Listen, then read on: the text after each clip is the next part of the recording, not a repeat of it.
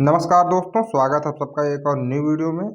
तो दोस्तों आज हम पढ़ने वाले हैं मेंसुरेशन, जिसमें आज हम शंकु पर आधारित प्रश्नों को पढ़ेंगे।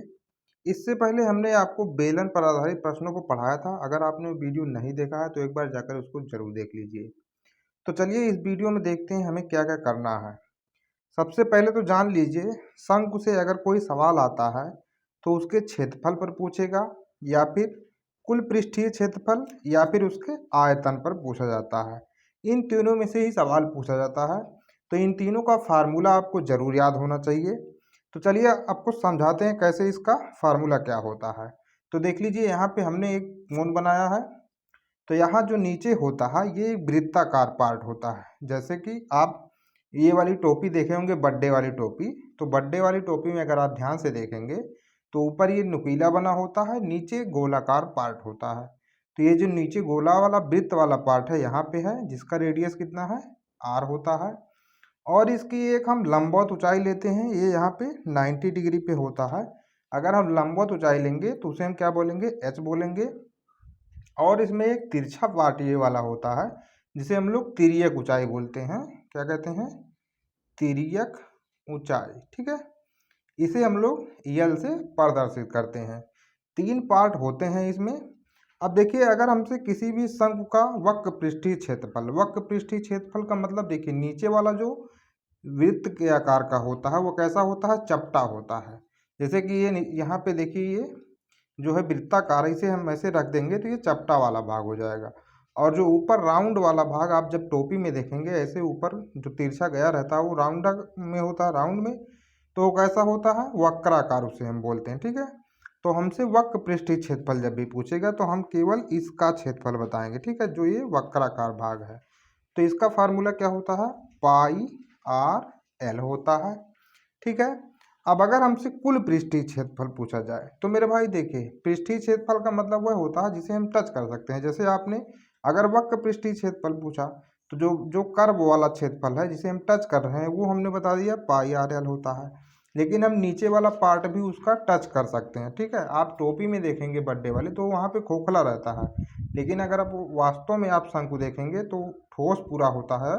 तो नीचे वाला पार्ट भी आप आसानी से टच कर सकते हैं। तो देखिए कुल पृष्ठीय क्षेत्रफल कैसे निकालेंगे, ये वाला पाई आर एल, यहाँ पे देखिए समझा देते हैं। पाई आर एल मतलब वक्र पृष्ठीय क्षेत्रफल प्लस नीचे का वृत्त का क्षेत्रफल, क्या हो जाएगा, पाई आर स्क्वायर। अब यहाँ पे हम पाई आर कॉमन ले सकते हैं, यहाँ पे हमने लिया पाई आर कॉमन। तो अब क्या बच गया, एल प्लस आर। तो आप ऐसे भी फार्मूले को याद कर सकते हैं, या फिर आप अगर आप समझ गए हैं तो आप आसानी से खुद भी निकाल सकते हैं। तो चलिए यहाँ पे हम लिख देते हैं पाई आर और आर प्लस एल, इतना हमने लिख दिया इसका कुल पृष्ठीय क्षेत्रफल। अब इसके बाद हमसे पूछा जाता है शंकु का आयतन। तो मेरे भाई देखिए, अगर आपको बेलन का आयतन याद है तो हमने पढ़ाया है। अगर मान लीजिए यहाँ पे देखिए कोई बेलन ऐसे है, यहाँ पे हमने बना दिया एक बेलन। तो अगर कोई बेलन ऐसे है तो इसका क्या होता है, पाई आर स्क्वायर एच, इसका होता है आयतन। तो इसी बेलन को अगर ऐसे हम काट देंगे, देखिए यहाँ पे अगर इसे बेलन को हम ऐसे काट दें तो ये लगभग 3 बराबर भागों में बढ़ जाता है। तो अगर हमसे एक शंकु का, देखिए यहाँ पे शंकु, यही वाला शंकु यहाँ पे दिख रहा है। तो अगर हमसे यहाँ पे शंकु का आयतन पूछा जाता है तो बेलन के आयतन के 1/3 होता है। क्या होता है, बेलन के आयतन का 1/3 मतलब 1/3 पाई आर स्क्वायर एच। ये इतना होता है इसका फार्मूला। आई होप आप लोग अच्छे से समझ गए होंगे इसका फार्मूला क्या होता है। तो चलिए अब इसके हम क्वेश्चन पर चलते हैं और आपको समझाते हैं किस टाइप का क्वेश्चन जो है एग्जाम में पूछा जाता है। ठीक है, तो अब देखिए यहाँ पे हमारा पहला प्रश्न क्या दिया है, 24 सेंटीमीटर की ऊंचाई और 7 सेंटीमीटर की त्रिज्या का खोखला शंकु बनाने के लिए मेटल शीट की आवश्यकता होगी। कहने का मतलब कितने मेटल शीट की आवश्यकता होगी। मेटल शीट का मतलब वो होता है जिससे आप लोग देखे होंगे आपके घर में डेहरी बक्सा ये सब बना रहता है, ये सब मेटल शीट का ही बना रहता है। तो देखिए यहाँ पे जब भी हम खोखला हमसे बोल रहा है तो हम ऐसे शंकु जब बनाएंगे, ठीक है, यहाँ पे हम एक शंकु बना देते हैं। अब देखिए जब भी हम खोखला शंकु बनाएंगे तो मेरे भाई शंकु तो होता है ठोस, लेकिन हम जब खोखला बनाएंगे तो आप समझ लीजिए टोपी की तरह होगा। कैसा होगा वो, जैसे टोपी होती है वैसा ही होगा, ठीक है। तो टोपी बड्डे वाली जो होती है उसका आप देखेंगे खोखला ही होता है और वक्र पृष्ठीय क्षेत्रफल यही होता है उसका। क्या होता है, ऊपर वाला जो पृष्ठ क्षेत्रफल होता है, मतलब उसका केवल जो वक्र पृष्ठीय क्षेत्रफल यही हम देख सकते हैं उसमें, ठीक है। उसके अंदर कुछ नहीं होता है। तो कुल मिला के इस क्वेश्चन में हमसे क्या पूछा जा रहा है, उसका वक्र पृष्ठीय क्षेत्रफल बताने के लिए, ठीक। तो हमें कितनी सीट की आवश्यकता होगी, वही उतना उसका वक्र पृष्ठीय क्षेत्रफल हो जाएगा, ठीक है। तो अब देखिए शंकु का वक्र पृष्ठीय क्षेत्रफल क्या होता है। अभी हमने आपको फार्मूला बताया है, शंकु का वक्र पृष्ठीय क्षेत्रफल क्या होता है, पाई आर एल, ये चीज होता है। अब देखिए पाई का मान तो हमें पता होता है कितना, 22/7। और यहाँ पे हमें देखिए ऊंचाई दे रखा है, मतलब हाइट यहाँ से यहाँ तक हाइट h दे रखा है, और इसकी त्रिज्या कितना दिया है, r दिया है। लेकिन ये तिर्यक ऊंचाई हमें नहीं पता है जिसकी हमें यहाँ आवश्यकता होती है। तो मेरे भाई अभी हमने आपको बताया था ये क्या होता है, लंबवत होता है यहाँ पे।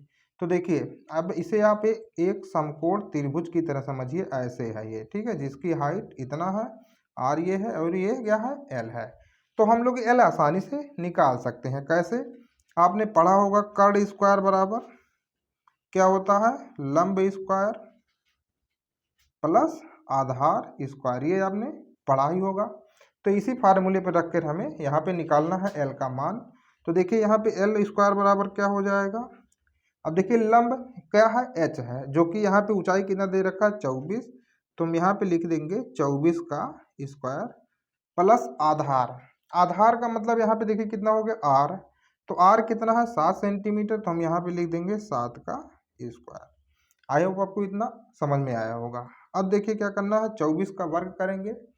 तो 24 का वर्ग कितना होता है, 25 संयम होता है 625, और 24 24 संयम होता है 576, और प्लस 7 7 49 हम यहाँ पे जोड़ देंगे। तो मेरे भाई ये जोड़ने के बाद 9 6 15 और 7 4 11 1 12 और 5 1 6 625 बन गया। एल स्क्वायर बराबर कितना आया, 625। तो जब इसका वर्गमूल निकालेंगे तो ये कितना बन जाएगा, 25। इसका मतलब इसमें एल का मान कितना है, 25 है। बिल्कुल आसानी से ये आप निकाल सकते हैं, ठीक है। तो अब फार्मूले में हम देखिए रखेंगे मान इन सब का। तो क्या हो जाएगा, 22/7 गुणे आर का मतलब त्रिज्या कितना है, 7 सेंटीमीटर, और यल का मान हमारे पास कितना आया है, 25। तो देखिए ये यहाँ पे जाएगा कट, तो बचेगा कितना, 22/25, और जब इसका गुणा करेंगे तो 25 दूना 50 और 25 दूना 50 5 55। इसका मतलब कितना आ गया, 550 सेंटीमीटर स्क्वायर हमारे पास आ जाएगा, ठीक है। ये वाला वक्र पृष्ठीय क्षेत्रफल। अब देखिए चूंकि इसे हमें खोखला बनाना है, ठीक है, तो नीचे वाला तल भी हम लगाएंगे जो ये वृत्ताकार भाग है, ठीक। क्योंकि ऊपर वाला तो अभी हमने बता दिया वक्र पृष्ठीय क्षेत्रफल। अब जो नीचे वाला है ये भी तो हमें बताना पड़ेगा, क्योंकि शंकु जब बनाएंगे तो नीचे तो लगाएंगे ही लगाएंगे। तो नीचे वाला कैसा होता है, एक वृत्त होता है जिसका क्षेत्रफल क्या होता है, पाई आर स्क्वायर। और यहाँ पे हम इसका मान निकाल लेंगे। देखिए पाई का मान होता है 22/7, और गुणे आर का मान कितना है, 7 गुणे 7 रख देंगे। ये 7 यहाँ से कट जाएगा और इसका पूरा करेंगे तो कितना आ जाएगा, 154। अब इन दोनों को हम आपस में जोड़ देंगे, हमें जो खोखला मतलब सीट कितना चाहिए ये मिल जाएगा आसानी से। तो चलिए इन दोनों को जोड़ते हैं, 550 प्लस 154। तो देखिए कितना आ गया, 4 5 5 10 5 1 6 1 7। तो कुल मिला के कितना आया, 407 सेंटीमीटर स्क्वायर। तो यहाँ पे देखिए ऑप्शन नंबर 3 सही हो जाएगा, क्या, 704 सेंटीमीटर स्क्वायर। तो इसी तरीके से आपको निकालना था। देखिए कुल मिला के अगर इस क्वेश्चन में हमें क्या समझना है कि हमें कितनी सीट की आवश्यकता होगी। जैसे कोई कोण बनाना है, आप कोण बनाएंगे, ये वाला पार्ट ऐसे मतलब ये वक्राकार रहेगा और नीचे वाला सर्कुलाकार रहेगा, ठीक है। तो इस तरीके से आपको इसका क्षेत्रफल और इसका क्षेत्रफल निकाल के जोड़ देना है, कितनी सीट की आवश्यकता पड़ेगी ये हमें पता चल जाएगा, ठीक है। तो अब हम चलते हैं नेक्स्ट क्वेश्चन पर। तो अब देखिए हमारा अगला सवाल क्या दिया है, एक शंक्वाकार बर्तन का व्यास 16 सेंटीमीटर तथा गहराई 21 सेंटीमीटर है। समाहित होने वाले पानी का भार क्या होगा। यहाँ पे भार का मतलब है द्रव्यमान से, ठीक है। भार का मतलब किससे है, द्रव्यमान से। नहीं तो भार का जो मात्रक होता है क्या होता है, न्यूटन, लेकिन यहाँ पे द्रव्यमान का मतलब दिया है किलोग्राम। ठीक है, तो अब चलिए देखिए, अगर हमें किसी चीज़ का द्रव्यमान निकालना है तो मेरे भाई हमें किस चीज़ की आवश्यकता पड़ेगी, उसके घनत्व की और उसके आयतन की। ठीक है, क्योंकि आपने पढ़ा होगा क्या, द्रव्यमान बराबर क्या होता है, द्रव्यमान बराबर क्या होता है, घनत्व गुणे आयतन। ठीक है, घनत्व गुणे में आयतन, ये आपने फार्मूला पढ़ा होगा। ठीक है, तो देखिए अब हमें घनत्व तो पानी का पता होता है, कितना होता है, 1000 मीटर क्यूब पर किलोग्राम। ठीक है, ये होता है, लेकिन आयतन तो आपको यहाँ पे निकालना ही निकालना पड़ेगा। तो आयतन का फार्मूला देखिए, यहाँ पे शंक्वाकार बर्तन, जैसे यहाँ पे एक शंक्वाकार बर्तन है, ठीक, यहाँ पे एक शंक्वाकार बर्तन है, इसमें हमें पानी भरना है, तो जितना इसका आयतन होगा उतना ही पानी हम भर सकते हैं। जैसे यहाँ से यहाँ तक हम उतना ही पानी भर सकते हैं जितना इसका आयतन होगा मेरे भाई। ठीक है, अब आयतन निकालने के लिए हमको क्या पता है, शंकु का आयतन बराबर क्या होता है, आयतन बराबर क्या होता है, 1/3 पाई आर स्क्वायर एच, ये होता है इसका फार्मूला। ठीक है, अब देखिए यहाँ पे मान रखेंगे 1/3 इंटू पाई का मान रख दीजिए 22/7 गुणे आर। अब आर का मान क्या होगा यहाँ पे आप बताइए। देखिए व्यास बराबर कितना दिया है 16, तो आर बराबर कितना हो जाएगा 8, तो हम यहाँ पे रखेंगे 2 बार 8 और गुणे में एच का मान, गहराई का मतलब हो जाएगा टोटल 21, इतना हमने मान रख दिया। ठीक है, तो देखिए 7 त्रिक 21 और ये 21 जो है कट जाएगा, यहाँ पे बचेगा क्या, 8 8 में 64 और गुणे में 22। अब इसका हम गुणा करेंगे, तो देखिए यहाँ पे गुणा करते हैं 64 गुणे 22, तो 2 चौक 8, 2 छक 12, यहाँ पे भी 128, 8 8 2 10, 2 1 3 1 4 और 1, कितना आ गया 1408। ठीक मेरे भाई, कितना आ गया 1408। अब देखिए यहाँ पे चूंकि दिया है सेंटीमीटर में, ठीक है, सब कितने में दिया है, सेंटीमीटर में, लेकिन यहाँ पे मान देखिए कितने में निकाला है, किलोग्राम। तो ये जो हम मात्रक बताए हैं अभी किस में बताए हैं, मीटर क्यूब वाले बताए हैं, लेकिन अगर सेंटीमीटर क्यूब में निकालेंगे तो एक होता है घनत्व, तो कितना होता है 1 सेंटीमीटर क्यूब, अगर मीटर में निकालेंगे तो 1000 मीटर क्यूब होता है। ठीक है, तो चूंकि ये जो मान आया है किस में आया है, सेंटीमीटर में, कितना आया है, सेंटीमीटर में, और यहाँ पे किलोग्राम में दिया है, तो इसे हम क्या कर लेंगे 1000 से भाग कर लेंगे, तो जब 1000 से इसे भाग करेंगे 1.408 आ जाएगा। ठीक है, ये आ गया इसका आयतन।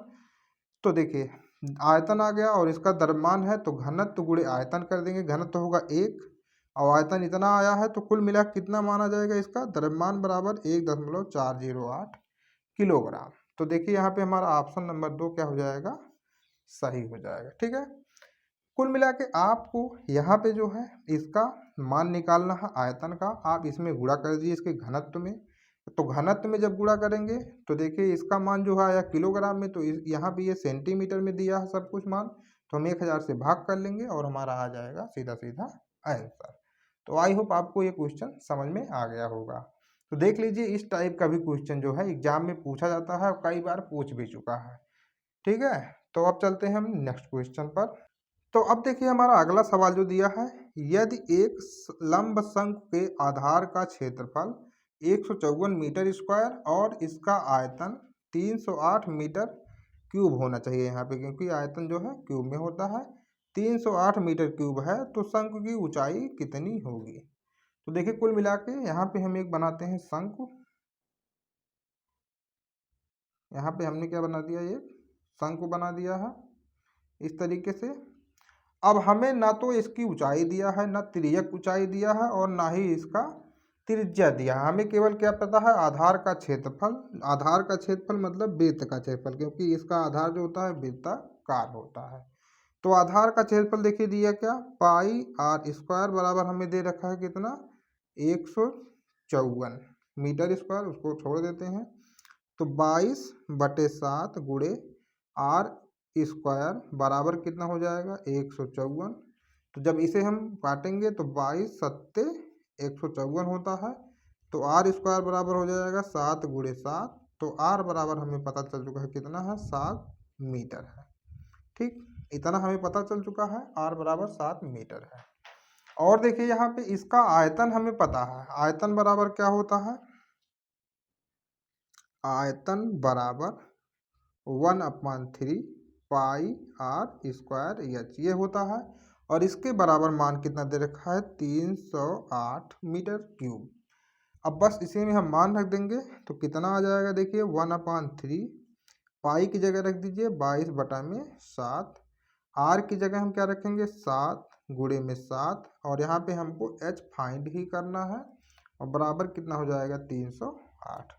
तो मेरे भाई देखिए एक 7 तो इस 7 से कैंसिल हो जाएगा, और जब इसे हम भाग करेंगे तो 11 दूना में 22, और 11 दूना 22, 11 8 88, और 2 से काटेंगे 14, यहाँ पे हो गए ये 14, और 3 का इधर हो जाएगा मल्टीप्लाई, नहीं 7 बचा अभी, 7 दूना 14 कट गया, और 3 का इधर होगा मल्टीप्लाई, तो h बराबर कितना आ जाएगा 6 मीटर।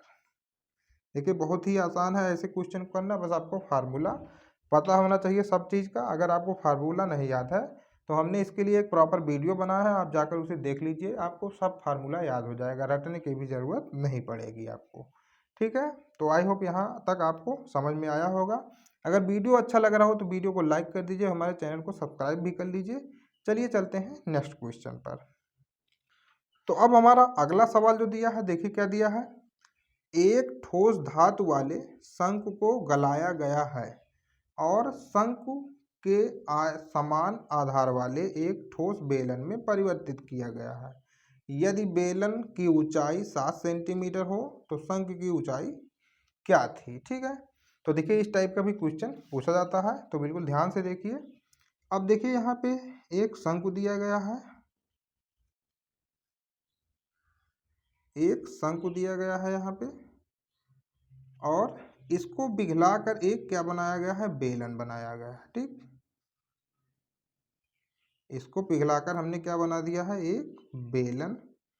तो देखिए अब पहले हमें दे दिया है यदि बेलन की ऊंचाई 7 सेंटीमीटर हो, मतलब इसकी हाइट हमें पता है कितना है यहाँ से यहाँ तक, h बराबर 7 सेंटीमीटर, लेकिन हमें इसकी त्रिज्या भी नहीं पता है।